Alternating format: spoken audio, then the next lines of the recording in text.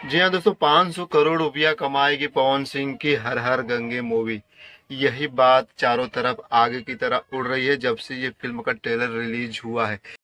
बात तो सही है। तो आइए इस फिल्म में क्या कमी है और क्या खासियत है इसकी भी जानकारी मैं थोड़ा दे देता हूँ, और यह हकीकत क्या है इस फिल्म में कि ये 500 करोड़ कमाएगी, क्या यह एक पैन इंडिया मूवी है, इसकी भी मैं जानकारी दूंगा। तो बने रहे मेरे वीडियो मेरे साथ, मैं आपको बारीकी से समझाऊंगा कि भोजपुरी अभी किस लेवल पे है। हम मालूम है तेरे बाप को मत सिखा चल। जी हाँ दोस्तों, जब से यह ट्रेलर रिलीज हुआ है तब से चारों ओर हो हल्ला हो रहा है कि यह एक बिग बजट फिल्म है और ये 4-5 भाषा में रिलीज करेंगे। और ये काफी बिग बजट फिल्म होने के साथ साथ काफी कमाई करने वाली एक भोजपुरी फिल्म बनेगी जो कि इतिहास रचेगी।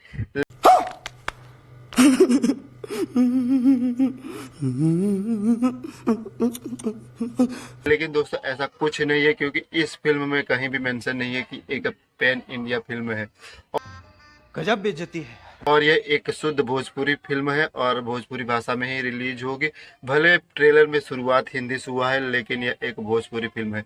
और इस फिल्म की कमी की बात करें तो आपने पूरा ट्रेलर देख लिया, लेकिन आपको कोई एक म्यूजिक यानी बीजीएम आपको याद नहीं होगा। जैसे कि जवान फिल्म अभी आई थी, उसका बैकग्राउंड म्यूजिक अगर आप सुनोगे तो तुरंत याद आ जाए कि ये एक जवान मूवी है, जैसे टेना करके एक बीजीएम बजता है।